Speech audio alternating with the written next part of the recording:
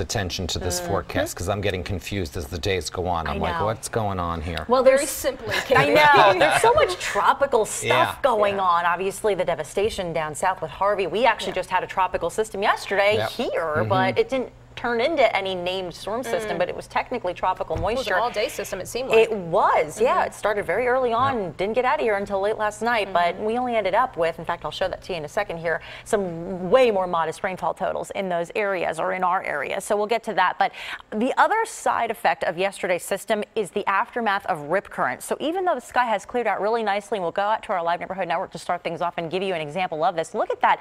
The surf, well, first and foremost, they're coming up on high tide anyway out at Rehoboth, but it definitely looks a lot choppier, doesn't it, out in the ocean waves. Now, it looks like there are a lot of people actually jumping in those waves. My advice is this: if you're going to make a beach afternoon out of today, just be extra cautious, because the rip current risk is very much a threat up and down the entire Delaware beach line as well as the entire Jersey shoreline. So swim your lifeguard if you absolutely have to cool off out there, and keep in mind that, again, we're still in the aftermath of the passage of a tropical storm system, even though it didn't technically achieve a named status. So StormScan is still nice and clear, and it's drying out, and it really feels very nice outside.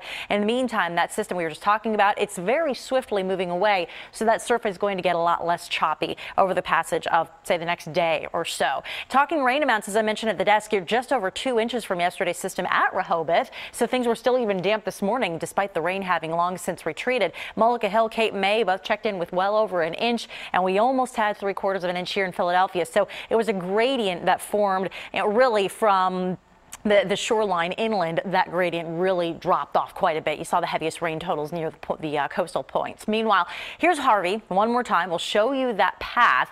It's now thankfully moving along a little bit more speedily, starting to lose some of its steam, as we heard in Don Champion's report, and it's going to eventually make its way up toward the Midwest, right up the center of the Mississippi River Valley, and then head east along the Ohio River. Eventually it reaches us, so I do think that we're going to have to deal with some of the remnant moisture from that, specifically, as I mentioned, the weekend watch, second half of Saturday into early Sunday. And news for you here. This is an update in the tropics. We now, my friends, do have Irma. Tropical storm Irma has formed this morning out way in the eastern Atlantic. So there are many days before we're going to really know where this storm is headed, as it would pertain to the United States coastline, if at all. But regardless, it's moving in a westwardly path, and it's eventually going to potentially become an issue for the Lesser Antilles. So bears monitoring. We are at the height of the season after all. So where do we stack up then with the hurricane names? Well, now that we've got Irma, next on the list, should something develop, would be Jose, followed up by Katia and Lee. So still, many weeks left of the official hurricane season. We'll see where we end up. A warmer afternoon, though. All tropical talk aside, this really is a nice day. The high hits 78 degrees. Normal high is about 83, so we're just shy of that, but really comfortable. And we do stay seasonable tonight. Now, tomorrow, a little trough is going to dig in.